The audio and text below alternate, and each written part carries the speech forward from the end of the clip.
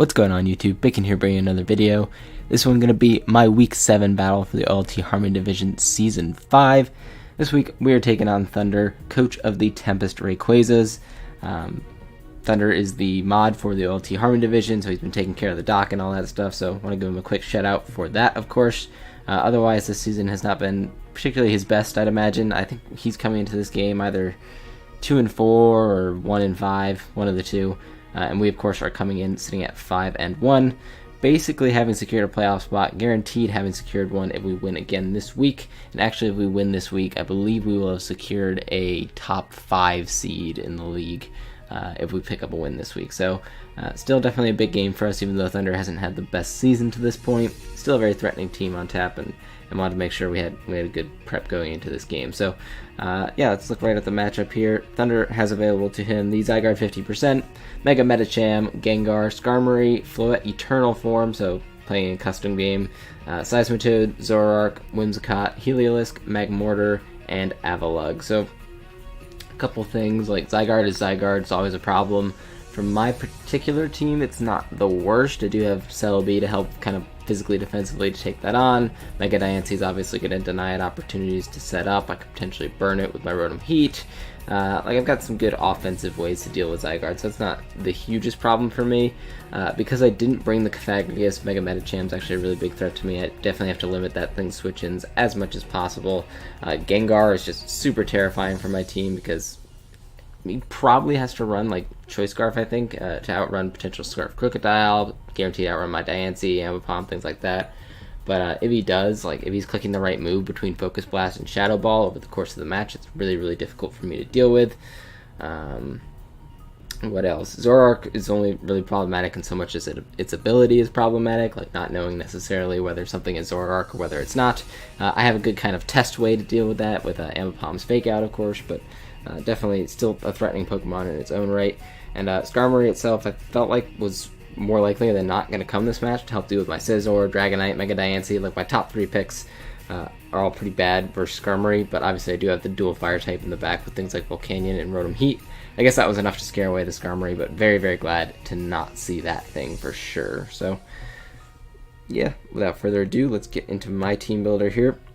Leading off here with Rotom Heat, Hot Pockets here running leftovers, Overheat, Volt Switch, HP Ice, and Defog. Running max HP pretty close to max speed, Timid Nature. This way we can guaranteed outspeed an Adamant variant of Zygarde, which most people do run as their DD setup sweeper type of Zygarde. I could potentially do some big damage to that thing with HP Ice. Obviously I'm not carrying Will-O-Wisp. I didn't want to play the game with Will-O-Wisp if he's faster than me and then he can get a sub off. Like, I'd rather just click HP Ice, do about 50% to that thing, and then be able to revenge kill it afterwards. So Rotom Heat's just kind of a nice general pivot on this team. It's mainly here for the Skarmory. I can come in on Skarm all day. If he's setting hazards, I can defog them away, potentially get some initiative with Volt Switch, and obviously I have the HP Ice there in case I get stopped by the Zygarde. It's also decent switch into things like the Floette and the Whimsicott. Obviously, if he's running like a Sub-Seed variant of Whimsicott, that gets a little bit hazy. At least I do have the HP Ice there to break substitutes without dropping my special attack stat. But obviously, he could Sub-Seed me down with his Whimsicott, which is kind of annoying. But this is kind of my main switch into the Floette, actually. He's probably carrying like Moonblast plus HP Fire. Thing doesn't get a whole lot of coverage, so it shouldn't be able to hit the Rotom Heat too hard in this game. And it's also kind of a peripheral switch into things like Heliolisk and Magmortar if I need it to be. But I didn't really anticipate seeing those this match. But at the very least, Rotom Heat is kind of just a nice general pivot versus team. Take a hit, get me a slow Volt Switch out into one of my more offensive mons, and start to pressure him that way. So that's Rotom Heat's job this match. And also to keep, of course, hazards off the field in the event that he happened to bring the Skarmory. Next up here is Grace the Mega Diancie, running Moonblast, Power Gem, Calm Mind, and Substitute. So what Substitute allows me to do is get like a brief scout off on his Skarmory. If I sub up like turn 1, for example, as a Mega Evolve and he goes for a hazard, I'll bounce back the hazard and be behind a Substitute. That'd be kind of like the ideal turn 1 in my mind. But Substitute, I don't anticipate that I'd be clicking super frequently. It's just a potential thing for like if I predict him to switch out, I can get a Substitute up, or if I'm again, predicting him to go for hazards with his Skarmory while I'm in. I can sub up and get the hazards bounced right back at him. I should be able to 2-hit KO physically defensive variants of Skarmory with a Power Gem. He's got kind of a difficult decision between whether he would want to run especially defensive or physically defensive on his Skarmory. As you can see, he didn't bring it at all, which is great for me. But if he was running physically defensive to handle like my SCIZOR, my Crocodile, my Dragonite, he wouldn't be able to take 2 Power Gems from my Mega Diancie. So if I like sub on the switch or just Power Gem on the switch into Skarmory, I should be able to 2-hit KO that thing. Next up here is Nixon the Crocodile running Choice Scarf with Intimidate, Earthquake, Knockoff, Pursuit, and Crunch. Pursuit is there specifically to catch the Gengar. Like I mentioned, that Gengar is way too much of a threat for me to be leaving that thing around. If he's locked into Focus Blast, obviously I can't just freely go out with my Crocodile and try to revenge kill him, because like I mentioned, I am anticipating him to be Choice Scarf Gengar, even though he doesn't have to be. Pursuit's obviously really nice to keep that thing out of my way, basically. Knockoff is pretty spammable versus Team. His primary switch-in is probably going to be the Skarmory anyways, so I can at least get an item off that, cripple it for my SCIZOR in the back, and Crunch is just kind of a nice secondary stab option, well, besides Pursuit, obviously. A nice kind of neutral hit on his team to do some big damage, things like Mega Medicham, Zygarde. It's just a kind of neutral spammable move that's not Earthquake, because obviously he does have the Skarmory, so mostly here to Pursuit trap the Gengar, but otherwise I felt like it was a nice offensive check to something like the Mega Medicham at the very least, Zoroark, things like that. I didn't feel like running coverage for Whimsicott was worth it, because the coverage would either be Sludge Bomb, which is just generally not good versus Team, or Iron Tail, which is still not that good considering, like I mentioned, the Skarmory does exist. So yeah, that's the Crocodile set we are running this week. Next up here is Serenity the Celebi. Leftover Celebi with U-Turn, Giga Drain, Leech Seed, and Psychic. Max HP, a good bit into physical defense investment. I believe I have just enough speed investment here to creep Adamant Zygarde once again. Nice thing about Celebi in this matchup is I can just throw off Leech Seed pretty freely. He doesn't have great switch-ins to the combination of Grass and Psychic type moves on his team, outside of the Skarmory, of course, and again, chipping that thing down for my SCIZOR in the back is really, really helpful. So just spraying Leech Seed chip around his team. U-Turn gives me a little bit of offensive momentum if he happens to like switch into Skarmory on the Leech Seed and then double into something else. U-Turn could potentially get me some good momentum there, or I could just free U-Turn on a Skarmory, predicted Skarmory switch-in. So Leech Seed's just really nice to wear down his team and ease my switch-ins to some of his mons. Obviously, I don't have the bulkiest team, especially not this week, so Leech Seed being there to help whittle down the Zygarde, whittle down Skarmory, and just kind of ease my switch-ins to some other mods on my team is super, super appreciated in this matchup. Next up here is Dedicated Sackmon the SCIZOR, running Iron Plate with Technician, Swords Dance, Bullet Punch, Roost, and Knockoff, running Max HP, Max Attack, Adamant Nature. SCIZOR is just a huge, huge threat to his team. The only thing on his team that can really deal with this is the Skarmory. Otherwise, if I get a +2, there's not a whole lot he can do as long as I'm at a reasonable amount of HP. Obviously, it's kind of difficult to decide whether to set up in things that might be carrying fire coverage, like Whimsicott, for example, will probably be carrying HP Fire, although I should tank that. Zoroark will be carrying Flamethrower, which I believe I do not tank. There might be Fire Punch potential on his Mega Medicham, things like that. So SCIZOR is good in this matchup, but it's going to be very difficult to get it set up in some instances.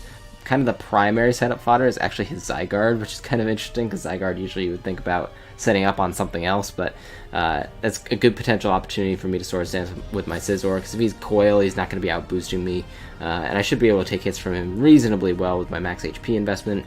And I can also actually last mon him, like Sizz vs Skarmory. I can start SDing up in his face, he can't whirlwind me out, and I can just roost in his face if he Brave Birds me or whatever. So SCIZOR definitely a huge threat to his team.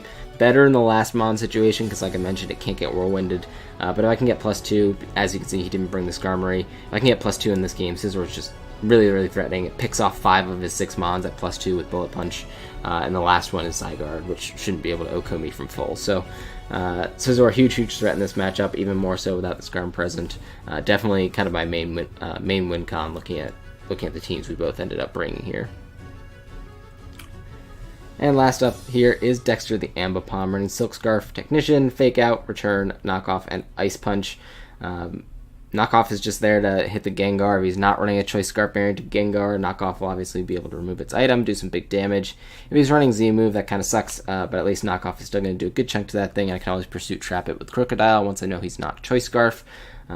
Ice Punch is there specifically to hit the Zygarde, does some really good damage to the Zygarde, obviously being 4 times super effective.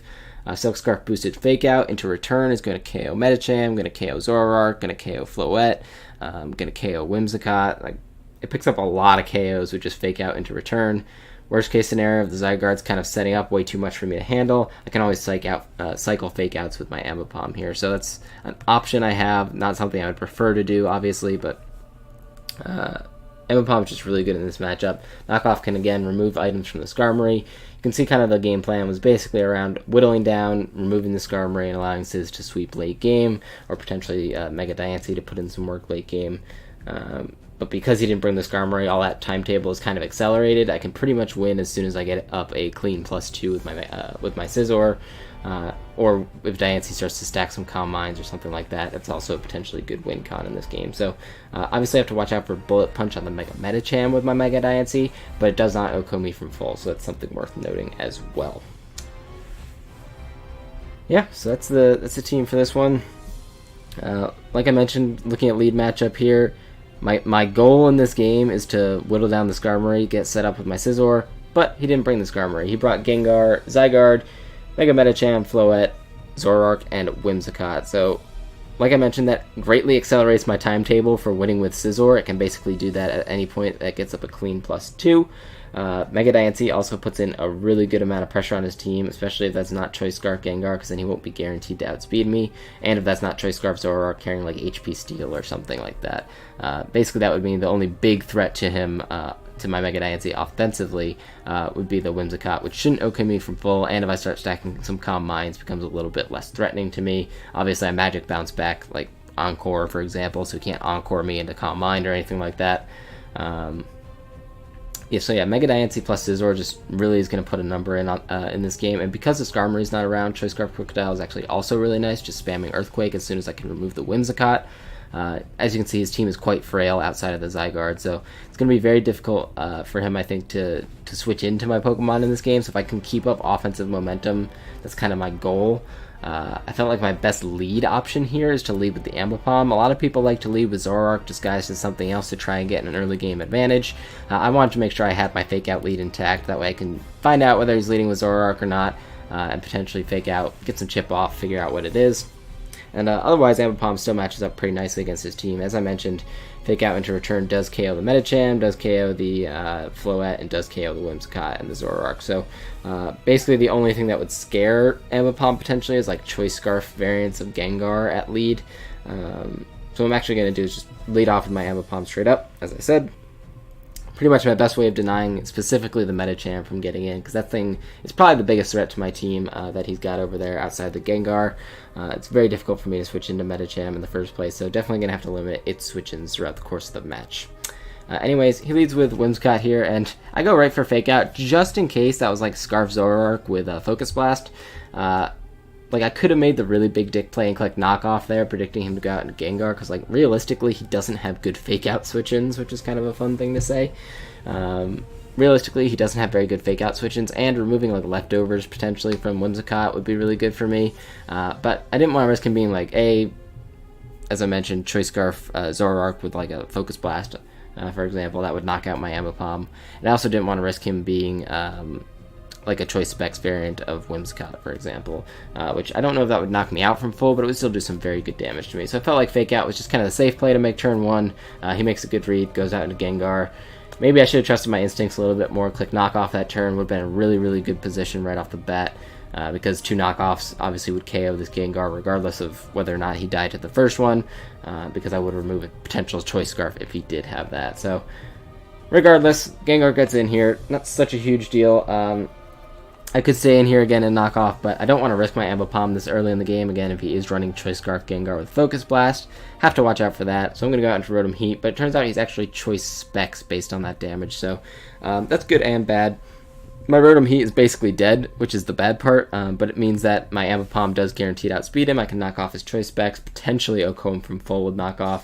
and obviously he's not going to outspeed something like my Crocodile. So I could go Crocodile here, just click Earthquake or knock off Pursuit, whatever, because I know he's choice specs, so I will outspeed him. But I feel like the better opportunity here is just to go out into Scizor, click SD, and see what he wants to do. Like I mentioned, getting off a clean SD in this game is pretty important for me.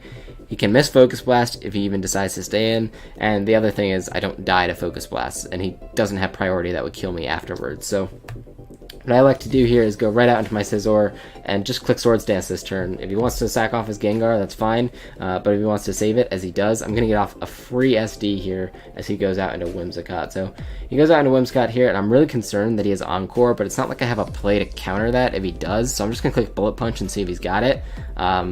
He doesn't, so Bullet Punch is going to KO that thing, and now what's he do? Like, Zygarde's getting 2-hit KO'd by Bullet Punch, and everything else is going to drop, so he has to go out to Zygarde here, and I'm thinking, okay, what is he, like, Z-Ground or something? That's not going to knock me out. Maybe it puts me in range of, like, Fake Out plus Bullet Punch from his Medicham or something like that, but I'm in a pretty good position to just click Bullet Punch here and 2-hit KO this Zygarde. If he switches, something dies. If he doesn't switch, I'm going to 2-hit KO the Zygarde and at the very least, prevent it from setting up in my face.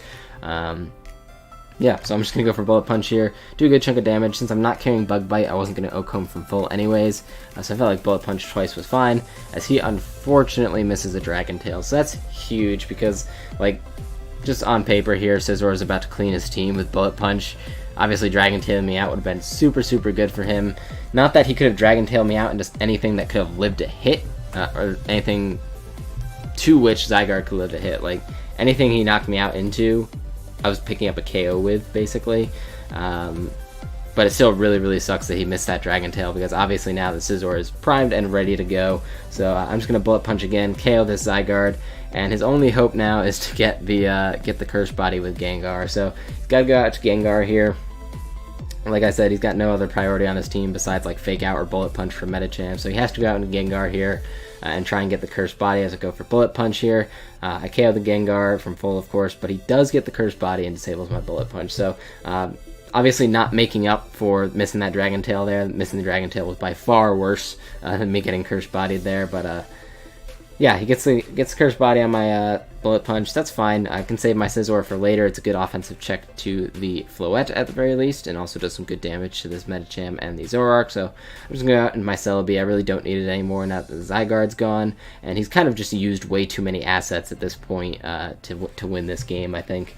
Like, getting rid of the Zygarde, basically getting rid of the Zygarde, if he had hit that Dragon Tail, probably would have been worth it. He still would have had his Gengar alive, but the fact that he had to throw away his Gengar, which was the biggest offensive threat to my team, basically means he doesn't have enough left in the tank to threaten both my Ambipom and my Scizor, and my Diancie for that matter, honestly. So Ambipom's going to come out here, just click Return and pick up a KO. If he goes out in a Floette, that thing is 2-hit KO'd, Medicham dies, Zoroark dies, well, probably dies. Depends on how much bulk he's running on the Zoroark. I don't think he'd be running a whole lot, but if he is running a little bit of bulk, Return is a roll to KO the Zoroark. If he's running no bulk, it's a roll extremely in my favor, so I'm just going to stay in, click Return here, blow away the Zoroark. I don't think it was disguised there because it was technically the last mon on his team at that point, like in terms of order, so that's probably why the Zoroark wasn't disguised. Pretty big disadvantage actually that he wasn't disguised. I might have still stayed in to click Return anyways, but now basically just going to be able to clean up this game with the combination of Ambipom plus Scizor here. So Ambipom's going to go down to the Moonblast from his Floette. I think that might have needed to be choice specs to do that, or at least Pixie Plate or something like that. So knowing that, I can just go out into my Scizor anyways, go for a Bullet Punch, and clean up this game. GG to Thunder. Sorry for the Dragon Tail dodge. Obviously that really sucked. I don't know that it took me from a losing position to a winning position, obviously.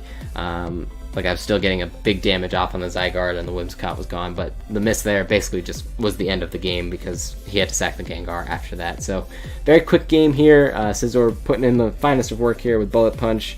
Yeah, not really a whole lot to say about this one, only 14 turns, but yeah, that's playoffs guaranteed at this point. We are now 6-1 on the season, currently sitting in the number 2 seed in the league, a seed that I would like to keep because, as I mentioned last time, we do the LD style of a playoff bracket. So the 5 through 8 seeds just play normally. So 5 plays 8, 6 plays 7 in the first round. The 3 and 4 seeds get a bye to the second round, and they play the winners of the 5, 8, and 6, 7 games.